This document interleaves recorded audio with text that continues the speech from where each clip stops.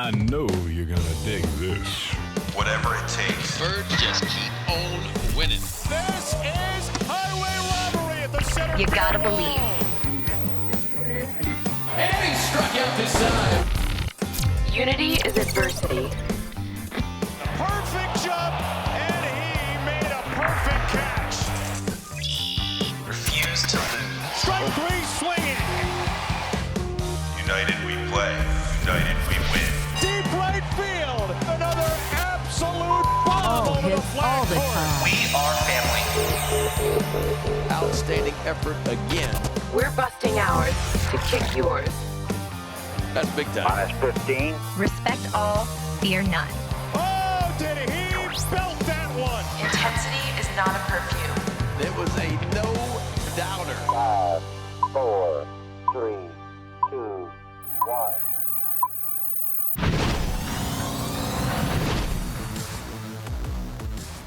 We are not in the bird's nest at Oriole Park at Camden Yards. I'm Brendan Mortensen, joining you from a hotel room in Chicago. I'm joined by Annie Klaff, who is in a Barnes & Noble somewhere, if that is not at Camden Yards. We are nowhere close to the warehouse, but we are still with you here on the bird's nest. For the record, I am not in a Barnes and Noble. That was a one-off kind of situation, but maybe both of us are in Barnes and Noble. Let the record reflect that Annie is in a Barnes & Noble. My hotel, unironically, does have a window view directly into a Barnes & Noble. Well, that so is you the are first thing I closer. saw when I guess so, but Annie's actually the one in the Barnes & Noble. We've got a lot to talk about today. The Orioles were busy at this year's trade deadline. We knew they were going to be sellers. We did not know to what extent that was going to happen. And the Orioles sold a lot, and they got a lot in return. So we have a ton to talk about today on this special Friday edition of the Bird's Nest. Annie, I want to start with just running through the trades. We'll talk about the players involved in those deals, and then we will get to kind of our general takeaways from this deadline, what it means for the Orioles moving forward in 2025, what it means for them in 2026 and beyond. But we'll start with a few weeks ago at this point, when the Orioles made their first trade of this trade deadline-ish season, and they moved Brian Baker. They trade him to the Rays. This is a move we had already talked about. They acquire pick 37, and that turns into Slater DeBrun, who is not yet in MLB Pipeline's updated top 30 for the Orioles, but he will be in there at some point. They end up signing Slater DeBrun, who had a pretty strong commitment to Vanderbilt, but they're able to woo him away there with a pretty large overslot deal. This is a move we had already talked about, but want to mention it in the grand scheme of what the Orioles do at the deadline.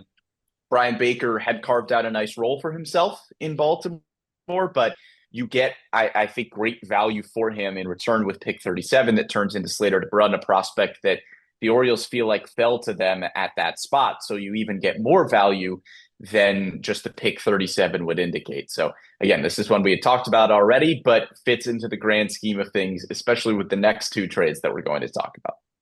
Yeah, and DeBrun too. I mean, when Baseball America sent out their top 30 rankings, at least frequently after the draft, he slots in at number 11. So I think you're right when you kind of expect to see him in that MLB pipeline top 30 in some recent updates with MLB Pipeline. But you're right, you got some really great value out of him. Brian Baker, I know, was having a career best season. So it was nice to see that you could get some great value out of Baker, just everything that he brought to the table for the Orioles. A great clubhouse guy. He brought the energy that any kind of pitcher should bring on the mound. So really like to see the kind of return that you get out of Brian Baker, even if it was more early on in the process than most Orioles fans. I know Mike Elias was not expecting to trade a guy on draft day. But so that when it comes to, when you zoom out, the trade deadline was a big time for the Orioles this season. Yeah, Michael Elias said that they weren't actively shopping Brian Baker, somebody who has multiple years of team control. And one of the themes we are going to talk about on this podcast is the fact that the Orioles and Michael Elias have been adamant about the fact that they believe they can compete in 2026. And that is still going to be the goal. And there are guys that the Orioles have dealt at this deadline that had multiple years of team control that could have, in theory, been contributors to this team next season and beyond as they try to compete. But I think this falls under the category of a deal that was just a little bit too good to pass up. And it's also a theme that we are going to talk about here today as well, which is a development success story for the Orioles, where you claimed Brian Baker off of waivers from the Blue Jays back in 2021. And then a few years later, he turns into a trade for a really good prospect, potentially in Slater DeBrun. So that's another theme here is the Orioles taking kind of a random shot on a waiver claim or a cap considerations deal in the case of Ryan O'Hearn, and then they develop them and turn them into good pieces down the line. But Brian Baker, just one of the bullpen arms that the Orioles move at this deadline. A few days ago, the Orioles moved Gregory Soto. They trade him to the Mets for Wellington Aracena, who becomes the Orioles' 22nd ranked prospect on MLB Pipeline, and Cameron Foster. Soto, another one that had carved out a solid role for himself in Baltimore, was a 6th, 7th, 8th inning guy that you kind of just deployed based on the matchups. He was your best high leverage lefty reliever in the bullpen for a while and put together a nice season or so in Baltimore. You get him at the deadline last year, has those disastrous first 2 outings in an Orioles uniform, and then really turns things around. It was a bit up and down this season, but overall finishes with an ERA under 4 and, has a pretty nice Orioles tenure. Yeah, and I think that Soto is one of those players that I think most people would agree is better than the numbers show. And I think that for that reason is because of just the up and down movements from him. But you do, like you mentioned, get Aracena, who slots into number 22. And this is kind of just the first example of the Orioles trade where you see a lot of kind of pitchers come into this farm system. And I think that was probably everyone can agree that there's a need for the Orioles for pitching. And I think that we haven't necessarily seen the Orioles farm system develop pitchers in-house. So I think that this is going to kind of be the turnaround for the Orioles farm system with that. But you get Aracena, 2.22 ERA in 18 games. 9 of them were starts, so a little bit of a hybrid there for him. And then Foster as well, a 2.84 ERA, more of a relief pitcher from him. But definitely getting a chance to bolster the farm with some arms. Yeah, Aracena, just a dart throw, right? He's a 20-year-old arm, good life on the fastball, sits somewhere 96 to 99. And, the general consensus on him from MLB Pipeline, from Baseball America, is that he has a chance to stick in the rotation. And if he doesn't, he's got some pretty high upside as a potential bullpen arm with a good fastball cutter combo and some secondaries that are developing as well. So you're just taking dart throws at this point, right? For a return in Gregory Soto to be able to get somebody in Aracena who could turn into a good bullpen arm down the line, that's what you're getting, right? And I think there is a question from Orioles fans too, or maybe a hope to be able to get some more AAA big league ready talent in return at the deadline, which as we go through these deals isn't something that you're going to see. You're not going to be able to get any prospects in return from teams that are hoping to make a playoff push. You're not going to get a return of guys that could potentially make an impact at the big league level this year, or else those contending teams would be holding on to those types of guys. So a lot of the names that we're going to be talking about are names from the 2024 draft, guys that are in IA, are in AA. You weren't going to get guys that were AAA or Major League ready in most cases, just because the contending teams were planning on holding on to those guys, because if they can contribute right away, then the contenders are going to want to keep them. Right. And it makes sense too when you look at kind of how the Orioles were positioned last year at the trade deadline, where they were still making that playoff push. They got guys like Trevor Rogers, Zach Eflin, who could be big league contributors right off of the jump in exchange for prospects. Right now, it's a little bit different where they're kind of on the other end of the spectrum there, because obviously they knew that at least Mike Elias had made an announcement saying that they were pretty much looking forward to 2026. I think everybody knew that necessarily you're going to focus on the next season instead of just playoffs. So that's why it's kind of different, where you're not necessarily getting players this trade deadline around where they're going to be able to contribute at the big league level right away. It's just kind of the nature of being a seller at the deadline and giving up some guys with expiring contracts or guys who had club options who only had a year or so left in them before they become a free agent. It's just a completely different nature of where they are at the trade deadline this year compared to other teams who are making a playoff push, or even where the Orioles were last year at the trade deadline. Yeah, and acquiring these kinds of prospects too, as we're going to talk about, doesn't necessarily mean that you are not going to compete in 2026 or that Right. these guys can't help you in 2026. Might not necessarily be their play on the big league field that helps you, but you've just acquired a lot of prospects that you could potentially make some moves with in the offseason. But we will get there. Another trade to talk about in the bullpen. Seranthony Dominguez traded to the Blue Jays as the Orioles were playing the Blue Jays, and he goes to Toronto in exchange for Gerard Watts Brown, who enters the Orioles system as their 9th ranked prospect. So ends up being the 2nd highest ranked prospect that the Orioles get in return at this deadline. Again, I think that the takeaway from the industry is that this is a pretty good return for Seranthony Dominguez, another guy that the Orioles acquired from the Phillies at last year's deadline, had a nice second half of last season, and then has a nice first half of this season, a 3.24 ERA in 43 appearances. We know about the development of his splitter and how he's been a little bit more comfortable facing both right-handed and left-handed hitters, which is something that is really important in this era of bullpen management, as you have the 3-batter minimum and you need bullpen arms that can go in and face 2 righties and a lefty or a bunch of switch hitters, whatever the situation calls for.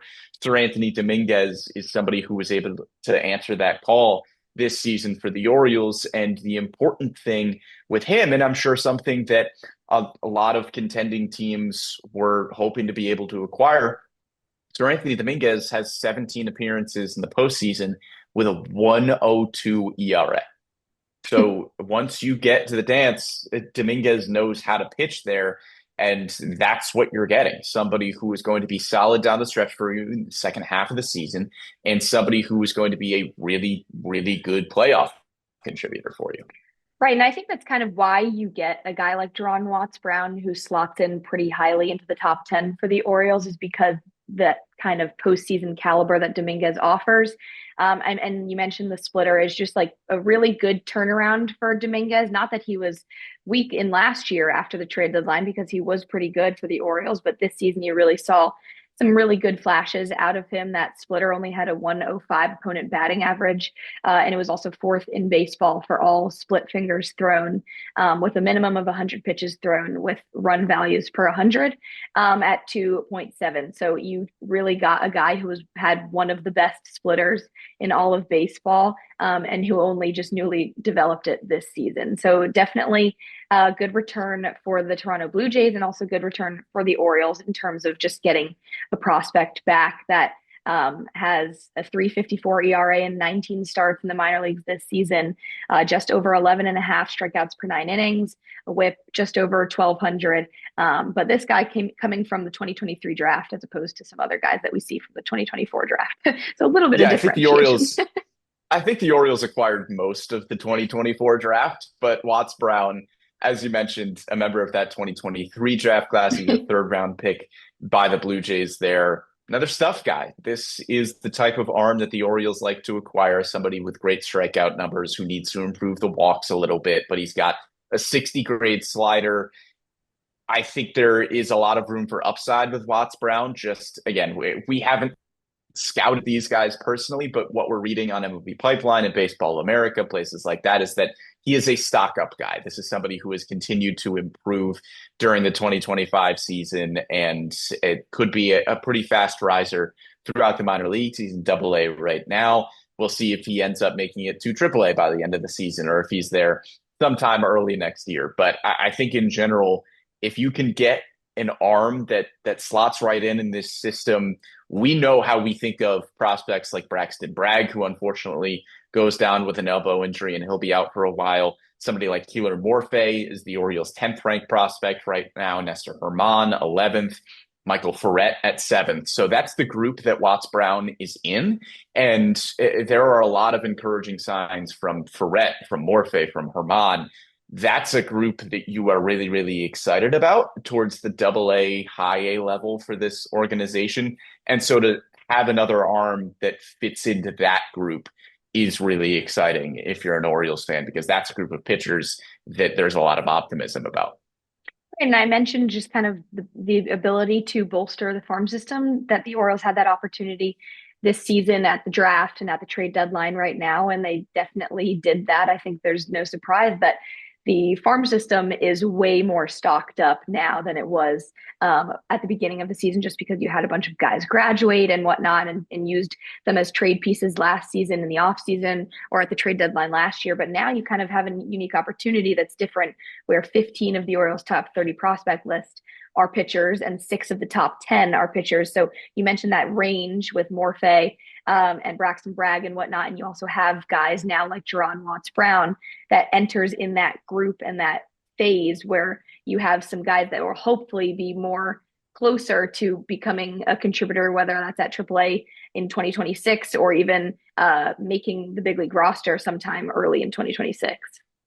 Yeah, that's a good group of arms. And I know when we were talking about the draft, there was a lot of conversation about whether or not the Orioles would select a pitcher with one of their 4 picks in the top 37. They don't end up doing that, but you have acquired pretty much all pitchers at this deadline. There are a few position players that we're going to talk about, but this group of arms got a lot better at this deadline. Another arm that you trade for, and this was kind of a surprising move because he was under team control, wasn't really a name that was tossed around a lot, was Ramon Urias getting dealt to the Houston Astros in exchange for Twine Palmer, who's another arm.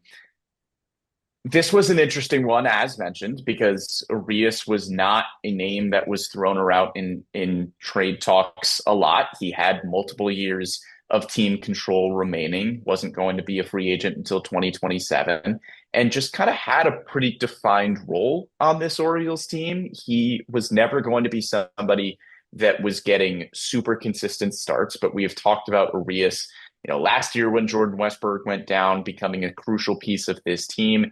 And he was a utility infielder at this point, a good defender at both third base and second base. This is your Ramon reminder that he was just always a solid and consistent player, put together a very sneaky 10.5 WAR in his Orioles career. That's a really good player, somebody averaging about 2 Baseball Reference WAR per season. That's a really good asset to have. And he was just kind of a solid backup piece. Now, of course, there is the argument to be made that if the Orioles are fully healthy and you have Jordan Westburg and Jackson Holliday and, Kobe Mayo has now joined the fold in that infield as well, that Ramon Urias is not somebody who would find consistent playing time for you. That being said, the Orioles have not been fully healthy this year. They weren't fully healthy last year. And that's where Ramon Urias comes into play as a really solid backup option. You get a high upside arm in return. He doesn't rank in the Orioles top 30, but the Astros, having, missed Paredes for the year, Jeremy Pena dealing with injury as well, that's somebody that is going to slot into Houston's rotation and kind of fill the role there that he was filling in Baltimore for a while. Right. It was always going to be hard for Ramon Urias to kind of be that everyday infielder with that young core that you mentioned, the Gunnar Henderson, the Jackson Holliday, Jordan Westburg, Kobe Mayo, and who knows. I mean, I would like to get your opinion on this. I'm not sure with obviously Laureano and O'Hearn, who we're going to talk about, not sure if Kobe Mayo now has sticks at first base or has an opportunity to move over to third base. I know that all of this season has been pretty clear cut. Okay, you're sticking at first. We're not going to complicate things.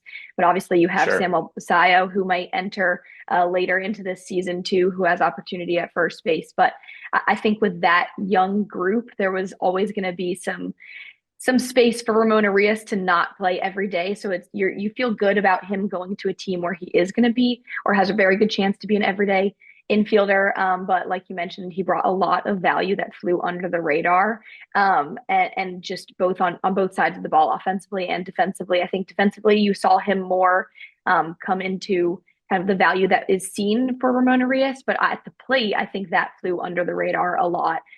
He had an OPS of just over 700. You could say that's close to 800 in his career. But I think that he is someone that most certainly brought a lot of value to this ball club. But you are happy to see him go somewhere where he has more of a chance to be an everyday player. Yeah, absolutely. And, on that Mayo question, I wouldn't be shocked if we see him at third base. But I think just based on how much work the Orioles have done with him at first base, I would be a little bit surprised if now they go, okay, back over to third. I Right. think we will mostly see him at first base, excuse me. But I think the takeaway from that Ramon Urias deal, just in terms of what we are going to see out of Kobe Mayo, is just more at bats, right? Yeah. Because you don't have that right-handed option in Ramon Urias. You lose a right-handed option as well in Ramon Laureano, which is another deal we're going to get to. But that's just more at bats, more than likely for Kobe Mayo, especially with Ryan O'Hearn out of the fold at first base too. So I think that just opens up some more opportunities for him, not necessarily at third base. But in return for Arias, you get Twine Palmer, who is a younger pitcher. He wasn't ranked in the Astros top 30 according to MLB Pipeline. I believe he was 37th in that system according to Fangraphs, but just another high upside arm. Had only allowed a few extra base hits this season, and you kind of see what you can get out of him, right? It's a dart throw. Ramon Urias, he is a fan favorite, and it's somebody who filled a specific role for this Orioles team.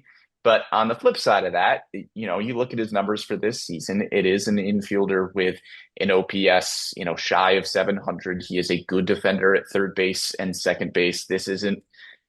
I like Ramon Urias a lot, and he was a valuable player on this Orioles team. But at a certain point, like, you do have to be realistic about the kind of value that he is going to command on the open market. And that's the kind of value that you get in return for him. Another trade that we need to get to: Andrew Kittredge traded to the Cubs in return for Wilfred De La Cruz. It is early here in Chicago. Lots of players to talk about. And so many players to talk about. This is another dart throw, Wilfred De La Cruz. This was one of the top international prospects that was available in last year's class. I believe he was ranked 13th by MLB Pipeline in their international scouting going into the season. This is a 17-year-old switch hitting shortstop who has an ETA of 2030 to the big league. So we are not truly going to know what the return for this deal looks like for a long, long time. Maybe De La Cruz is part of a deal before that. Who knows? But everything that we could potentially talk about with De La Cruz at this point is just pure projection, because he is a 17-year-old switch hitting shortstop who was just signed in this year's international class. He's got good grades on MLB Pipeline. They note that he has a good approach at the plate, which is impressive for a kid his age. And he has some smooth actions at shortstop. He's a good athlete there. No idea what De La Cruz is actually going to turn into, but there's a reason that he got $2.3 million in signing bonus money in the international class. This is a high upside shortstop prospect that we're not going to see in the big leagues for a while, whether it's in an Orioles uniform or somewhere else.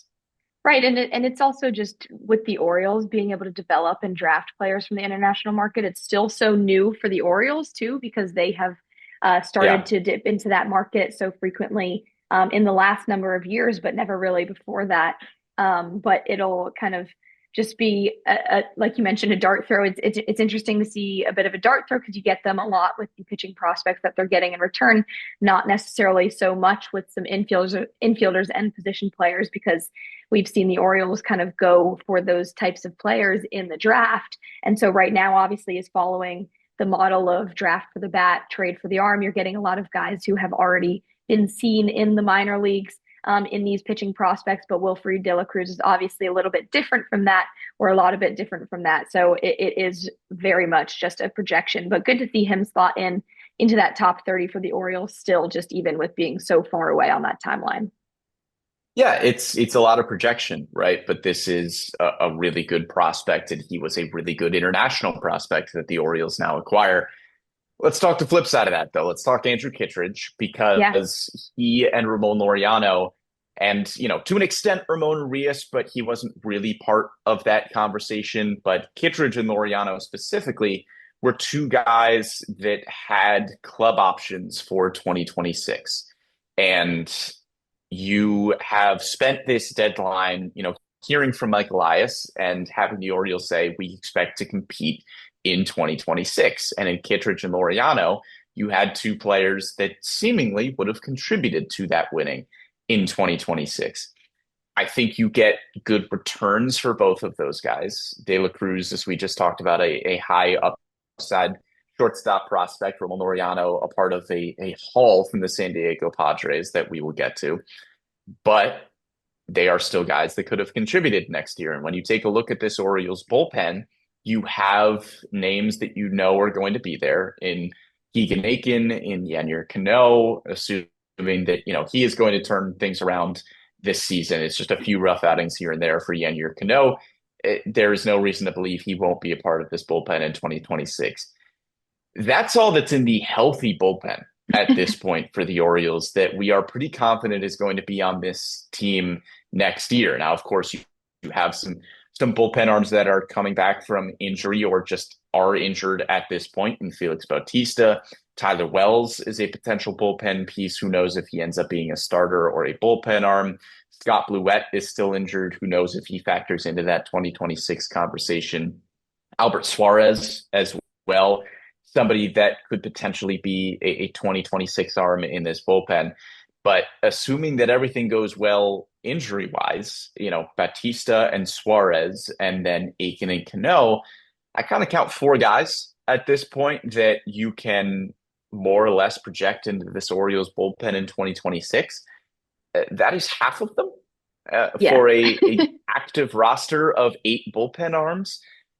The Orioles are going to have a lot of work to do this offseason to build a competitive bullpen for next season. You can say whatever you want about the remaining 2025 schedule. The Orioles are going to get through it. This is a team that sold, and they sold a lot, and they had a lot of good bullpen arms to sell, and you see 4 of them go out the door: Brian Baker, Gregory Soto, Seranthony Dominguez, and Andrew Kittredge. But maybe you just believe that, whatever team option Andrew Kittredge had for next year is an amount of money that you can go get another bullpen arm for that same price, somebody that you feel can do a similar thing for you. But the Orioles have a lot of work to do. This is going to be an uphill battle to build this bullpen solidly for 2026. You hope that Felix Bautista, we don't have a lot of injury news with him at this point. You hope that everything is okay with him there and that he is going to be solid for you, in 2026 as you were projecting him to be. But you've got a lot of work to do in this bullpen next year.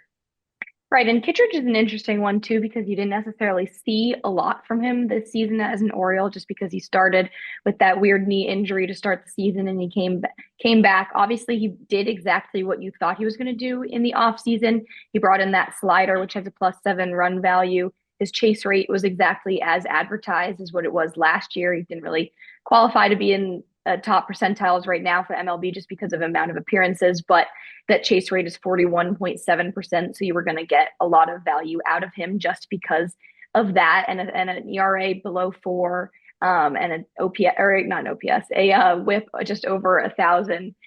So with Kittredge, you do get some good value out of that one. You're not going to see that value come to fruition for a number of years, but it also is, I think you can tell the Orioles are trying to formulate who they have in their bullpen right now at the big league level. You see some appearances from Corbin Martin, Grant Wolfram, just trying to figure some things out, especially with injuries as they come. But it's definitely a bit of a shock when you see guys like Kittredge and Ramon Laureano kind of leave the organization just because of that club option, especially when Elias had mentioned, listen, we're focusing on expiring contracts. This one is a bit different. Not sure how much a Zach Eflin potential trade and his injury would have impacted different trades at the trade deadline. Obviously, this is all just kind of speculation, but Zach Eflin obviously stays with the Orioles and he is on the injured list. That was one of those guys that had an expiring contract that you wouldn't have been surprised if he got dealt away at the trade deadline, but obviously stays with the organization. So not sure how much that could have played into having to dip into other players for a trade. Sure. Yeah. And you are looking for as much value as you can possibly get at this deadline. If with Zach Eflin on the injured list, maybe that does change the calculus a little bit. We're going to hear from Mike Elias today as well. And he, I'm sure, is going to be asked about Andrew Kittredge and Ramon Laureano and how that fits into the plan for continuing to compete in 2026. But as I have alluded to before, and what we are going to dive deeper into here on this podcast, is the fact that, yes, you have acquired a bunch of prospects that themselves may not help you at the big league level next season as you are hoping to compete. But this, by the time everything boils down, you could be looking at one of the better farm systems in the game once again, and that gives you a ton of prospects to potentially trade from, and you can acquire a ton of talent for 2026, even if you are trading some of those guys away for next season. But now, Annie, we get to the part of the podcast that was expected, but is still going to be sad. And that is the trade of Cedric Mullins to the New York Mets. You get a good return for him. Anthony Nunez, a pitching prospect who becomes the 24th ranked prospect in the system. Ramon Gomez, who we're going to talk about, is just a really fun prospect. Another dart throw, but he has an 80 grade fastball and throws 104 miles an hour. So that's a fun guy to get back. And then Chandler Marsh as well. The writing was on the wall for Cedric Mullins. He was one of the names that had an expiring contract. He didn't really fit into the Orioles' future plans in terms of, somebody that you were thinking of extending to a longer term deal. Maybe there's a world where Cedric Mullins still returns to Baltimore in the offseason and signs a 2 or 3 year deal. Any of these guys on expiring contracts, I don't think anybody is ruling out a potential return for these guys in the offseason, just based on the fact that nobody wanted to go at this deadline. Right. Whoever you talked to, everybody wanted to be here. Everybody wanted to compete here. Nobody wanted to be in the situation where you had to sell at the deadline. And unfortunately, that was the reality of the situation. And you've unfortunately run into something with Cedric Mullins where you were hoping for a little bit more of a storybook ending, right? For a guy that has been with this organization for a long time. It's the center fielder that takes over for Adam Jones after Jones patrolled center. There's the great video of Adam Jones telling Cedric Mullins to lead the team out of the tunnel when Cedric Mullins was seen as that center fielder of the future.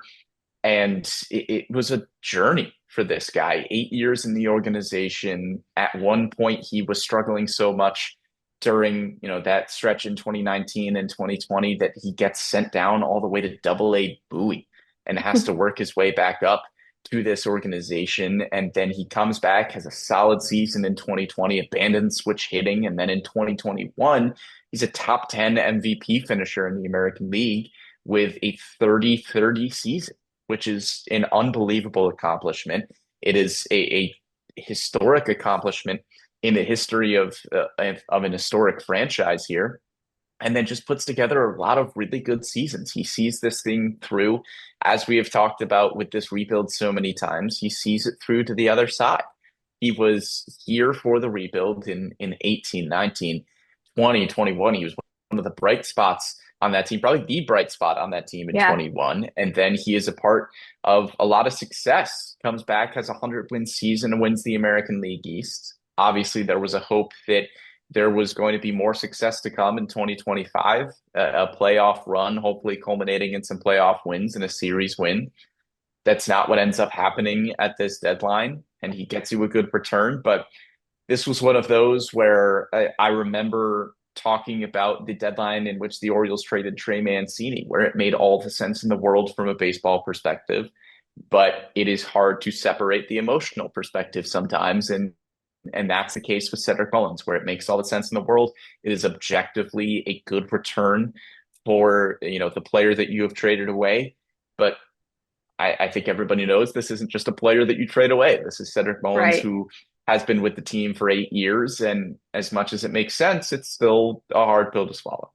Yeah, I'm glad you mentioned it kind of just makes sense from a baseball perspective, because it is just kind of the way that the sport is, the way that the business is, especially just in professional sports as a whole.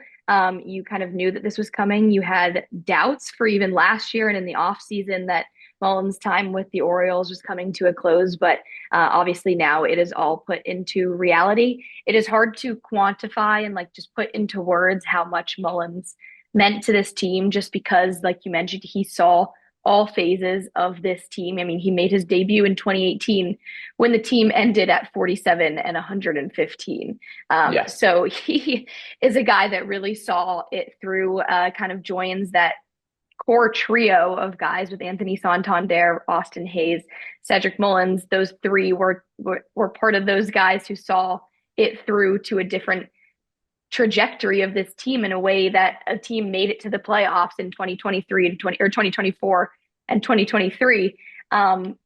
Mullins is just a huge part of bringing this ball club back to winning ways, and for that he will always be seen kind of as a true Orioles player. And so obviously, like you mentioned, it's a tough pill to swallow, especially when you kind of look at not a baseball type of thing, but also just who he was as a guy. He and Ryan O'Hearn were two of the biggest vocal leaders in this clubhouse. Not sure where the Orioles go from there in terms of leadership. I know that the young core will most certainly, they had to step up going into 2025. They will most certainly have to step up going into 2026. So that's obviously going to be a huge storyline going into the next season.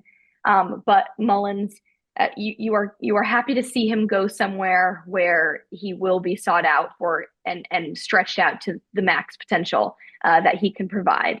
And so you do get 3 pitching prospects in return for Mullins, and you are also happy to see that he gets 3 in return for a guy like Mullins. So it seems as if the return is as advertised for Mullins. Obviously, it's definitely kind of a tricky one to come to terms with, though. Yeah, and I don't think this is the last we are going to see from Cedric Mullins in Baltimore, whether that means he potentially re-signs in the offseason. I think there's a pretty strong case that Cedric Mullins is potentially an Orioles Hall of Famer as well for 8 really good seasons, an all-star appearance, a top 10 MVP finish, and just for what he meant to this team.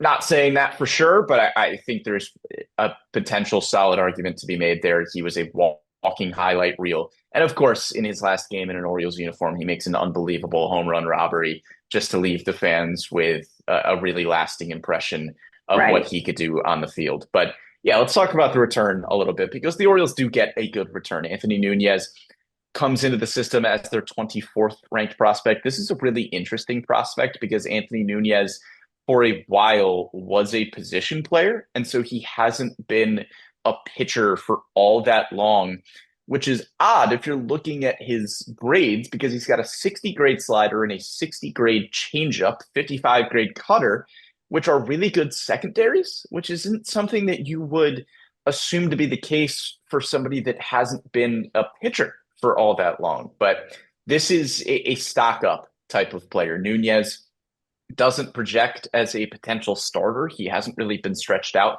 in that way, but has the potential to be a really good reliever down the line. We'll see what the Orioles end up doing with Nunez, but this is a fun prospect who was a two-way player for a while, is now just a pitcher, and his stock has done nothing but rise in 2025. Yeah, and the numbers look good for 2025. 158 ERA, a whip of 800, and 13 and a half strikeouts per 9 innings. So you can see why he slots in pretty highly, at least into the top 30 for the Orioles. You'll see him go into Double-A Chesapeake, so it'll be good to see him in the Orioles organization and kind of brought in early to Double-A, because there's a lot of these kind of dart throw pitching prospects, like you mentioned, that we either won't see for a while or those that'll kind of start off way later down the road, at least in terms of progression and development. But Nunez, it'll be good to see him kind of go into the same level, Double-A, and see what he can bring to the table, especially with Orioles development, because it is just a very unique opportunity now where the Orioles have a chance to develop a ton of pitchers. And we're going to see that in the coming weeks, coming months, up until 2026 season starts. Yeah, and bullpen arms can usually fly up through the system pretty quickly. So I wouldn't be surprised if Nunez is a name that, maybe we see in AAA Norfolk by the end of the year and has the possibility to contribute down the line. We've seen that with a few of the names that the Orioles have gotten in return here, that they are arms that profile as bullpen guys. And those are names that could, help you sooner rather than later, because you don't need to see as many boxes checked in the minors as you need to see with a lot of starting pitching arms. I want to talk about Ramon Gomez real quick too, because as I mentioned, It is a ridiculous prospect profile. It's look, he doesn't put the ball in the strike zone very often, which is something that makes sense for an arm that throws 104 miles an hour. He has 6.5 walks per 9 innings this year, but he throws 104 miles an hour. I'm not sure if you heard me the first 17 times that I said it.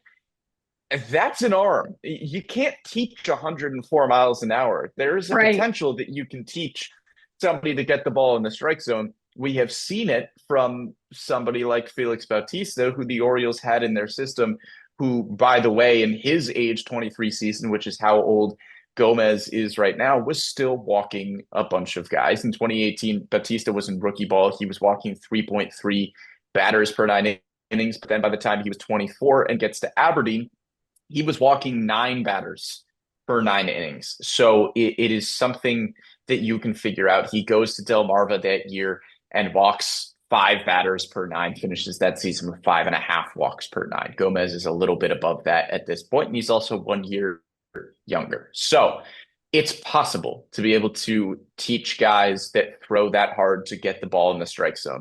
Because if Gomez gets the ball in the strike zone, he throws 104 miles an hour.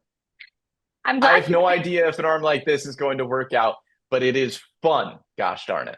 You took the words out of my mouth that I was going to say, does this remind you of anyone familiar, like Felix Bautista type guy? I mean, obviously with Gomez, the numbers aren't there. We've also only seen him in the Florida Sports League and SAL, so we're not necessarily seeing him yet in kind of true professional ball, at least so to speak, like a AA or a single or a AAA for that matter. And I think that Felix Bautista too was a glimpse into a pitching development success story and teaching pitchers how to locate and teaching them control. And I think that with the Orioles getting so many of these pitchers into the farm system right now, I think that you can use that basis of Felix Bautista and developing him into the kind of pitcher that he is as kind of, okay, we know we can do this. Here's some confidence in what we've done before with a guy like Bautista, who was an all-star and probably one of the best closers in the league in 2023 and maybe could have been in 2024 if he was completely healthy, and same with 2025. But Gomez, it is really good to see that there's kind of that background with the Orioles developing a player almost exactly like that. And for the potential that you can get out of Gomez. Yeah, is Gomez going to turn into Felix Bautista? Probably not. Is there a possibility there? I sure would like to find out. You want an arm that throws 104 miles an hour in the system. Those guys don't grow on trees. So you now have one, and that's fun. Who knows if he puts the ball in the strike zone? The Orioles player development system is certainly going to try to get him there. But a fun return for Cedric Mullins. And of course, we wish him all the best in New York. And, hopefully he makes a heck of a playoff run and is a big contributor there. All right. Big trade of the day. Yes. Ryan O'Hearn and Ramon Laureano traded to the San Diego Padres, and AJ Preller, who does not give one single hoot about the prospects in his system. The Padres earlier in the day had traded the 3rd best prospect in all of baseball to the Athletics in exchange for Mason Miller. And here he trades 6 prospects to the Baltimore Orioles in exchange for Ryan O'Hearn and Ramon Laureano. If you want to give yourself a little bit of a laugh, go see just the number of prospects and the caliber of prospects the San Diego Padres traded at this deadline. You got to give AJ Preller credit. He is going for it, and he goes for it in this deal as the Orioles acquire Boston Bateman, who slots in as the 6th-ranked prospect in their system. We are going to talk a lot more about him because he is potentially the best arm in this system. Esteban Mejia is ranked 4th for the Orioles at this point and is a top 100 prospect on Baseball America, but that's a lot of projection there. He is still a little bit behind Bateman in terms of their development there, but both really high upside arms. So Bateman is the Orioles' 6th-ranked prospect. Cobb Hightower enters the system as the 21st-ranked prospect. And then 4 guys who aren't ranked in MLB Pipeline's top 30, but I think 2 of them were ranked in the Padres system. At least one of them was Tyson Neighbors, Victor Figueroa, Tanner Smith, and Brandon Butterworth. That is a large return for two really good players in Ryan O'Hearn and Ramon Laureano. We'll start with those two guys before we get to the return that the Orioles get in this deal. Let's start with Ramon Laureano because it plays into the conversation that we were just having with Andrew Kittredge a little bit, where Laureano under team control for 2026 and was having a really, really good season.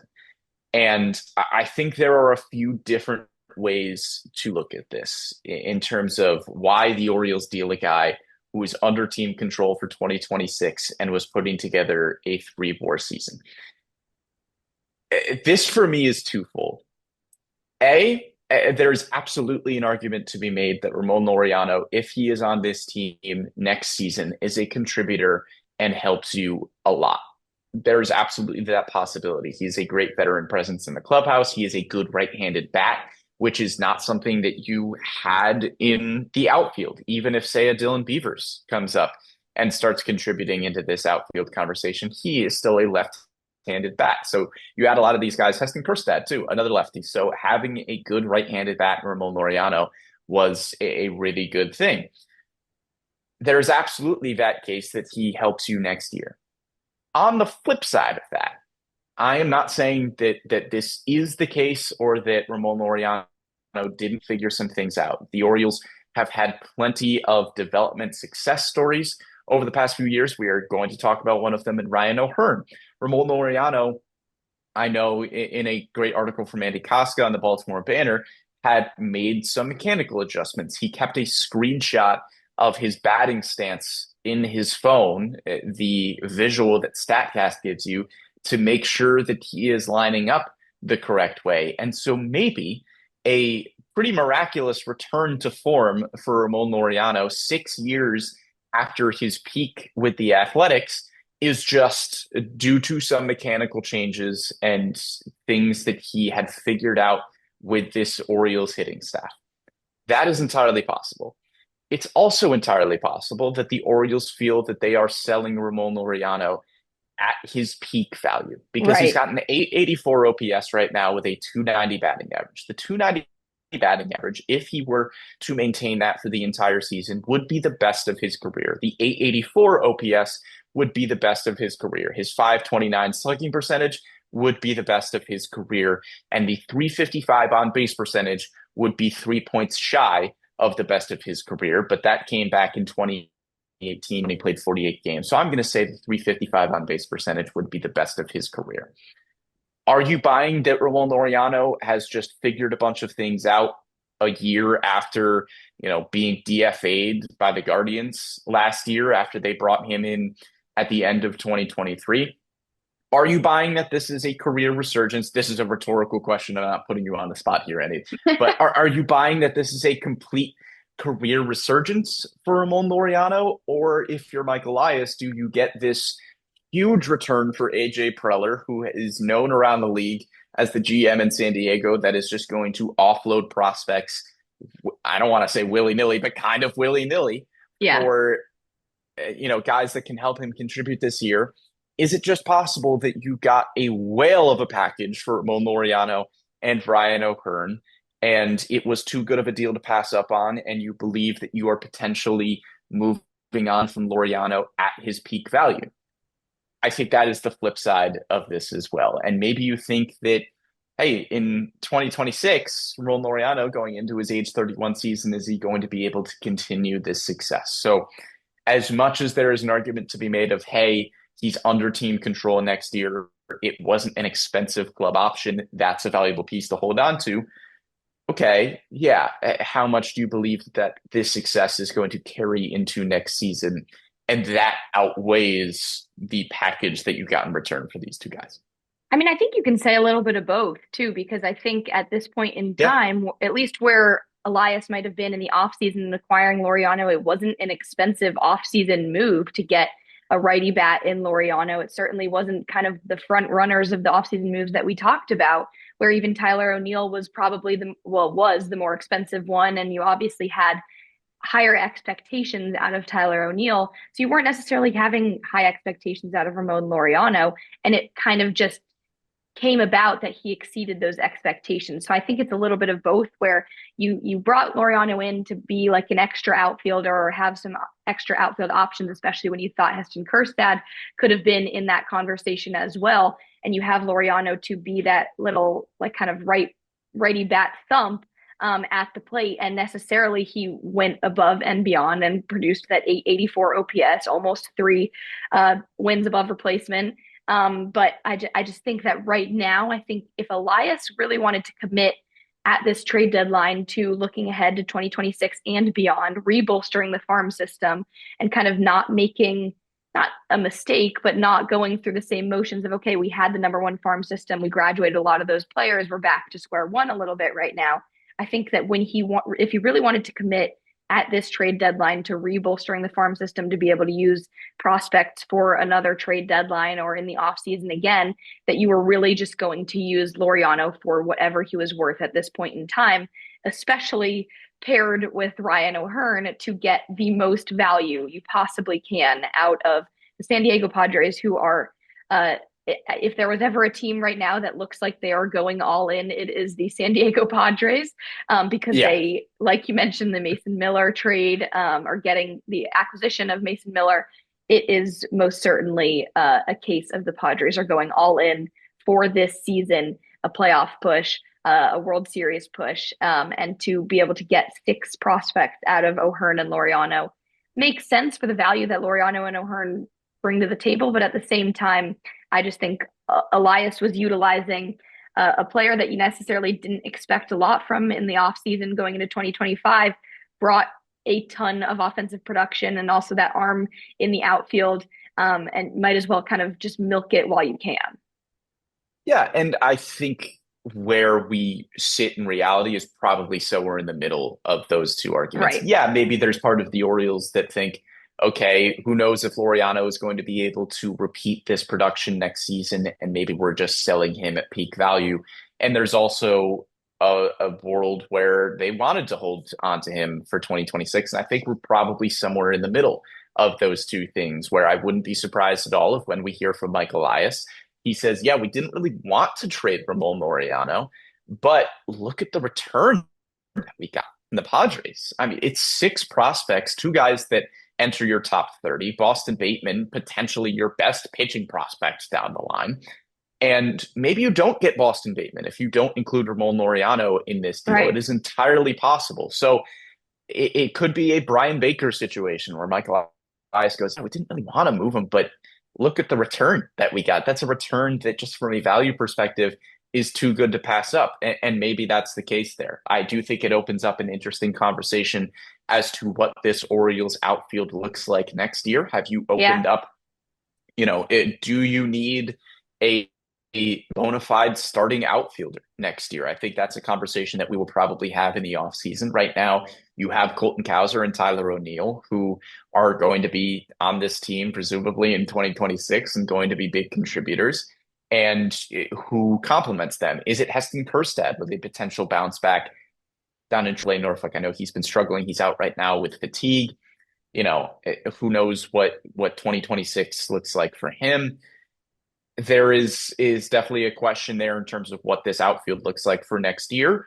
But as we currently stand, the Orioles get a heck of a return for Laureano and for Ryan O'Hearn, who was the starting designated hitter for the American League in the All-Star game, and just another Orioles development success story. I still remember back to a couple off seasons ago when we were talking about Ryan O'Hearn in the same conversation as Lewin Diaz and as Franchi Cordero, because the Orioles had brought in a few first basemen that, could basically be in competition for this backup left-handed hitting first base role that they had available. And Ryan O'Hearn ends up winning that spot, but the Orioles don't even seem too convinced at that point, because he goes from a cash considerations trade with the Royals, and then the Orioles designate O'Hearn for assignment. He ends up back in the organization.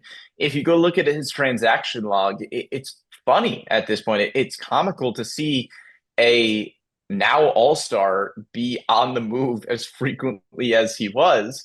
But it's a cash considerations trade for the Orioles that turns into an all-star in O'Hearn, an unbelievable clubhouse presence, just a great guy in the community, and a heck of a baseball player with an 837 OPS, and puts together just a great career in Baltimore.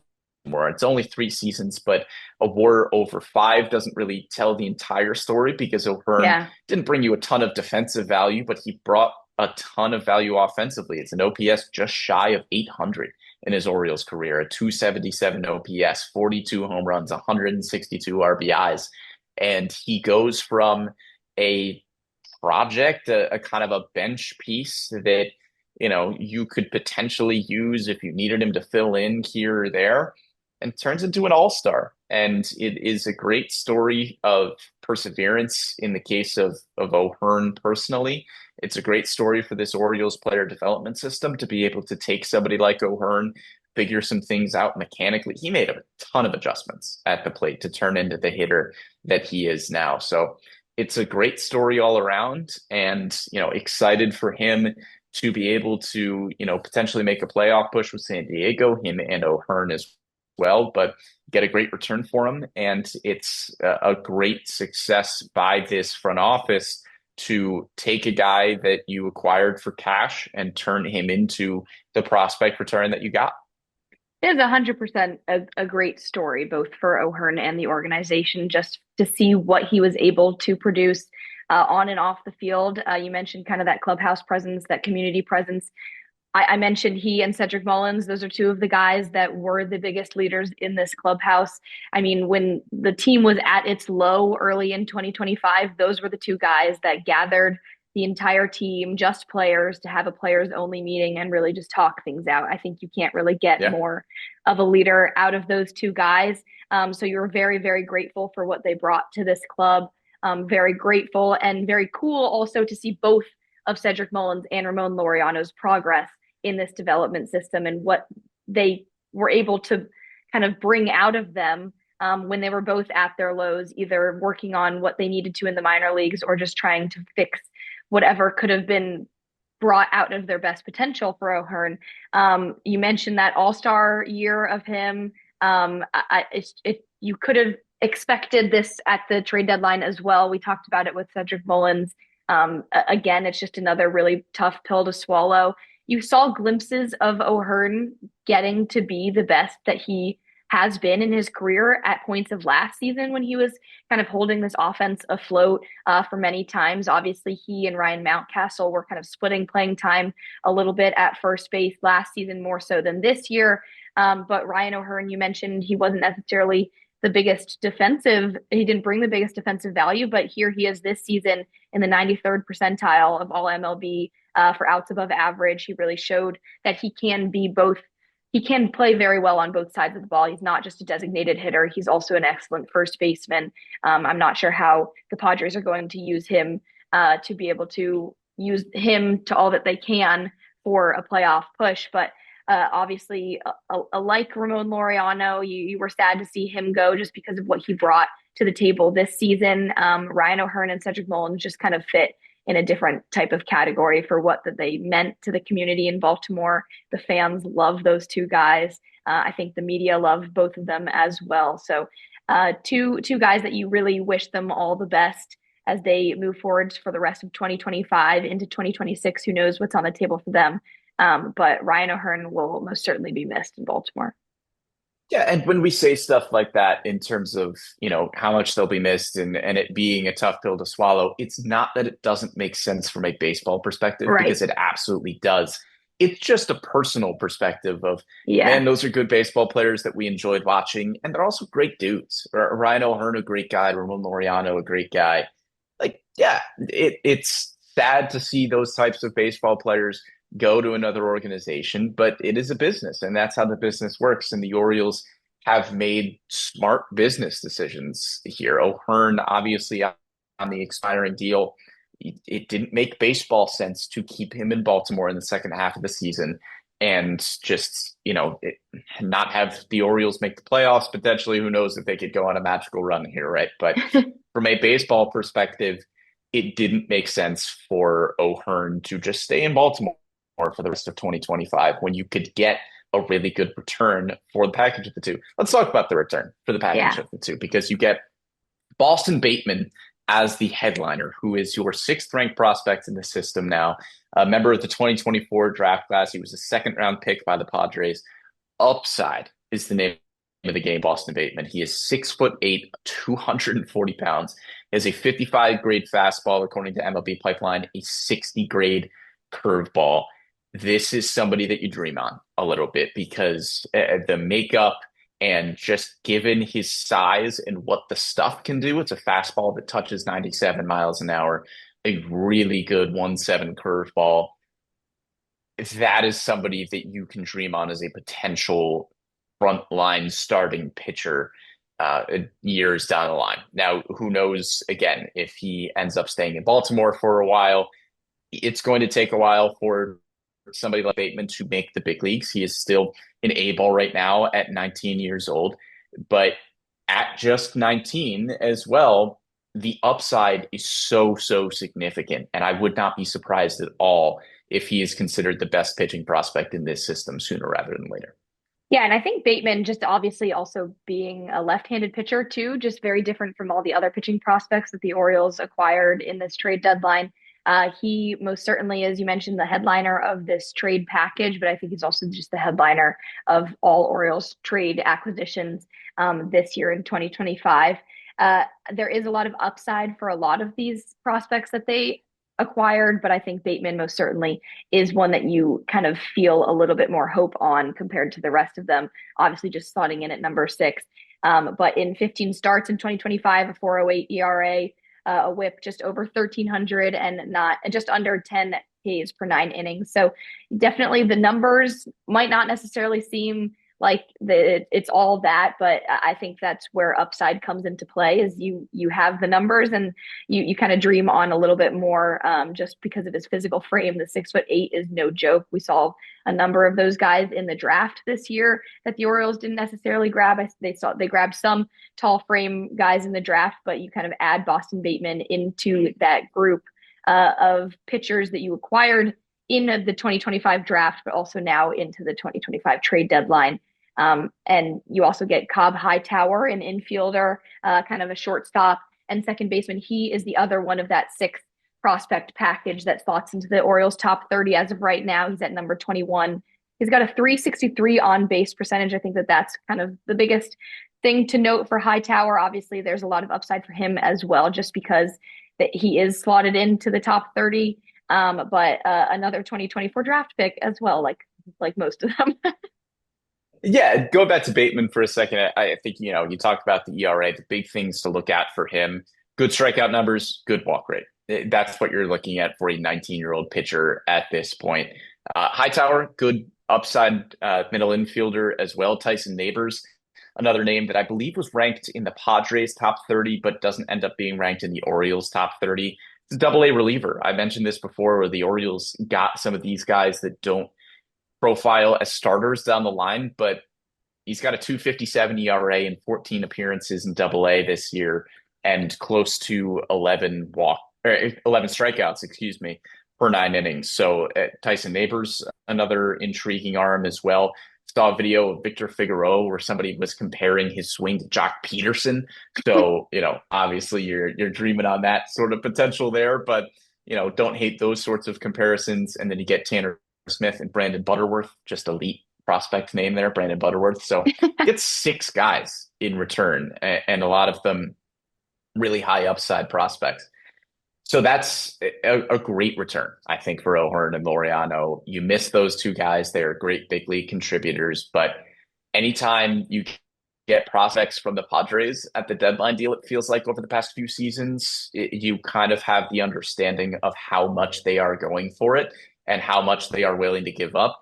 And to be able to get somebody like Boston Bateman at this deadline for the names that you had available, the Orioles weren't trading a frontline starting pitcher at this deadline. They weren't trading somebody who had multiple years of team control. But for O'Hearn and Laureano to be able to get somebody in Bateman who potentially turns into your best pitching prospect in the system is a really, really good thing. And I think that the biggest takeaway too of this entire trade deadline is yes, you were sellers at the trade deadline. We saw it. They were very, very busy. You gave away some guys with expiring contracts. You gave away some guys with club options. You gave away a guy like Ramon Urias who could have had another season with the Orioles.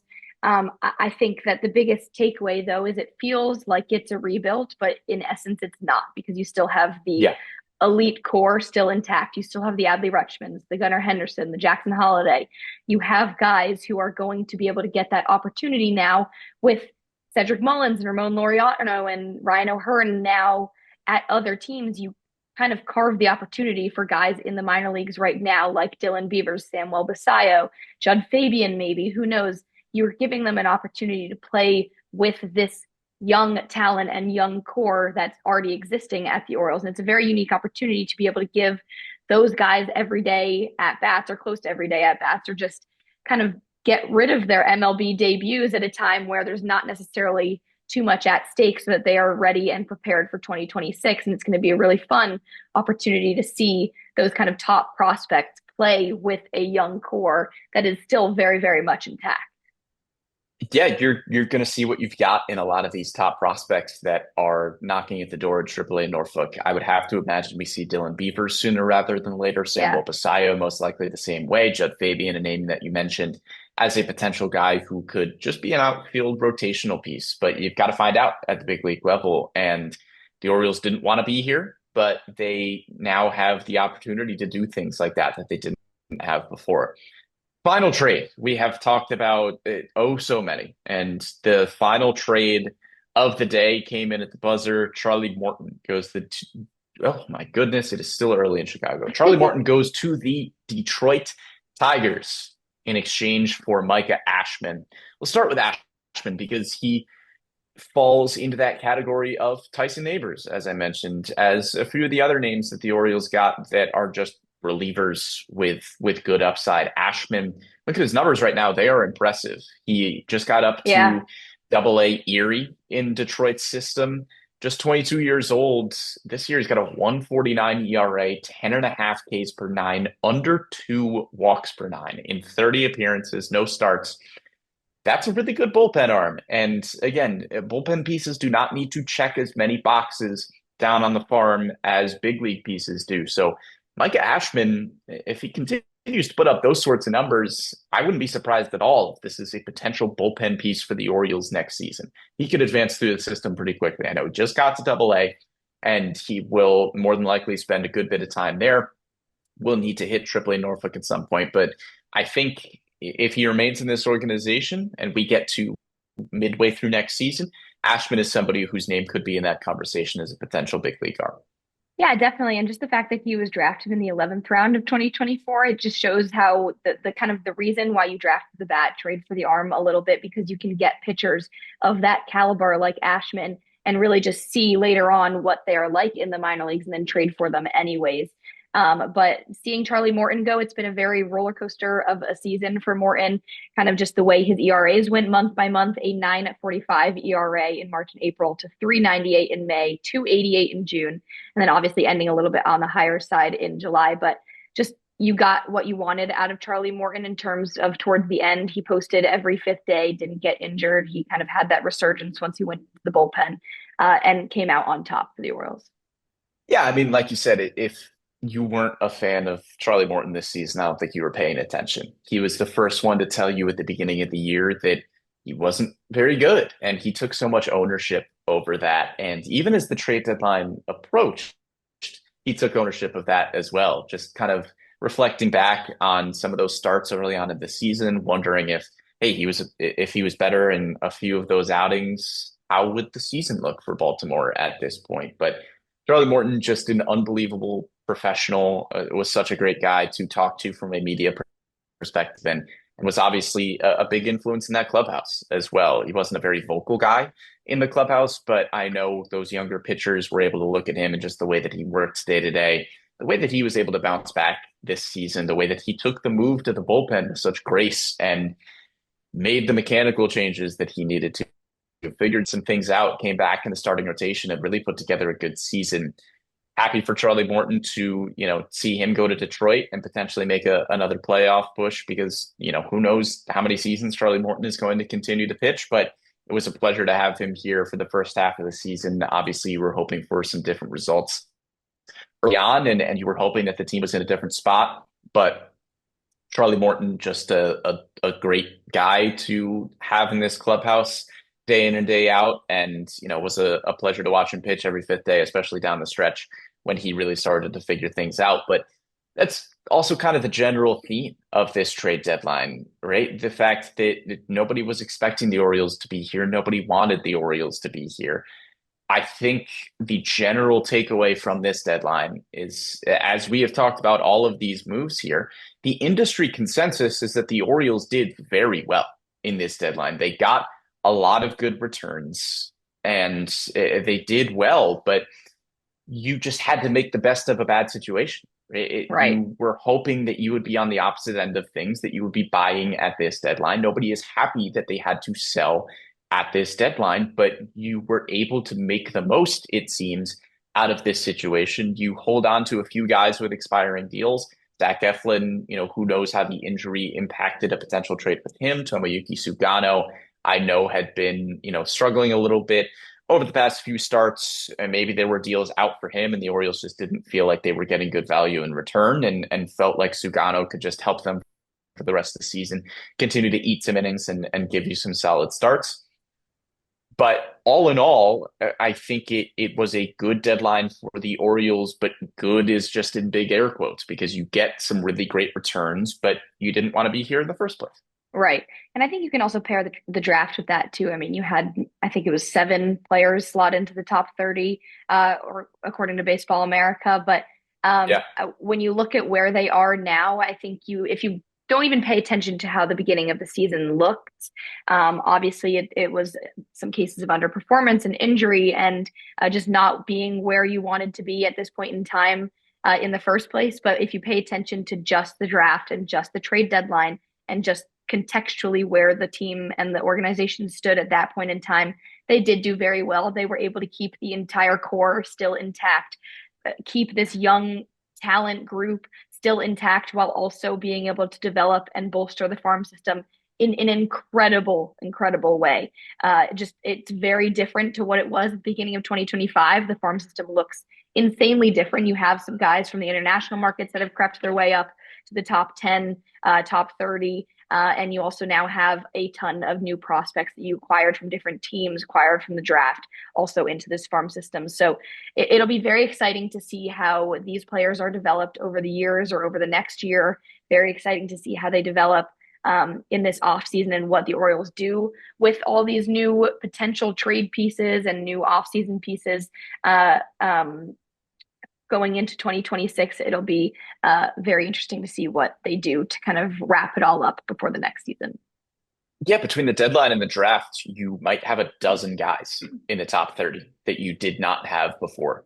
You go from a kind of depleted farm system just because of the fact that you were trading guys away and guys were being promoted to the big leagues to now probably one of the better farm systems in baseball once again. Yeah. And that's a really good spot to be in. It's not a spot that the Orioles thought they would find themselves in, but when you're talking about 2026 and how this team gets back to being competitive, it is obviously going to be a huge offseason. You have a lot of holes that you need to fill, some that you have created at this deadline, some that you knew you were going to have to fill going into next season. And you now have a lot more ammo to do that. If you decide the avenue is to trade some pieces away, your farm system just got a massive jolt of life. And now you have a bunch of pieces that you can keep in the system and potentially develop and extend your window down the line. Or you have guys that you can move for potential pieces this offseason as well. So the Orioles just opened up their window a little bit more, I think, as you're looking into the future. And they gave themselves a lot of options to potentially trade in this offseason. But in the short term, the record the rest of 2025 is going to be what it's going to be when you lose the amount of talent that the Orioles lost. We just talked about 1, 2, 3, 4, 5, 6, 7, 8, 9 guys that the Orioles dealt ahead of this trade deadline. 4 of them are in the bullpen. Charlie Morton, a starting pitcher, Ryan O'Hearn, Ramon Urias, Cedric Mullins, important pieces of this lineup, Ramon Urias as well. So you've lost a lot of important pieces. The active roster is going to look very, very different. You have 2 spots filled as we are doing this podcast by Yarmil Geraldo and Jeremiah Jackson, 1 in the bullpen and 1 utility infielder. So there are 4 more spots to be filled on this active roster. We will see how that roster ends up being filled. But I think the general takeaway from this deadline, Annie, is that the Orioles did very well in their returns. You didn't want to be here, but it puts them in a good position moving forward and potentially a good position for 2026.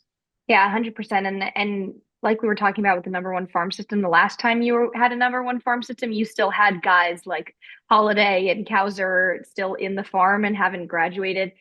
So now it is really important to zoom out and look at having potentially one of the top 3 farm systems in the next coming years, while also having the guys that brought you the number 1 farm system a number of years ago. So having that kind of duality at the big league and the minor league level is going to be huge. Also, just for the rest of the 2025 season, we talked about kind of some positive news on the injury and rehab assignment front. So hopefully all goes according to plan. Obviously, you didn't want Zach Eflin to go back on the injured list, but you will see how things shake out for some other of those guys, and hopefully you can get them back to the major league, big league roster so that you can be competitive for the rest of the season. Yeah, I think it's an exciting time to see, if there are any prospects that make a name for themselves in the rest of this season. It's also obviously a bittersweet time, given the fact that you traded away some fan favorite names and some guys that were contributors to this team for a long time. But I think that'll just about do it for this long trade deadline edition of the Bird's Nest. Hopefully we will be back at our regularly scheduled time and our regularly scheduled programming next week on Wednesday, back in Baltimore, back on the Bird's Nest. But thank you so much for tuning in to this week's episode. If you were following along with us on YouTube and Facebook, or you could catch us after the fact on Spotify, SoundCloud, Apple Podcasts, Google Podcasts, wherever you get your podcasts, you can find us here on the Bird's Nest. Annie, thank you for joining us from yet another Barnes & Noble. I have been joining you here from Chicago, and we'll have plenty more coverage for you as the Orioles are going to have to make a lot more moves here over the next few days to fill their active roster, and they kick things back up with a 3-game series against the Cubs. So stay locked in with us there in our MASN Orioles social channels. But thank you for tuning in, and we'll catch you next time.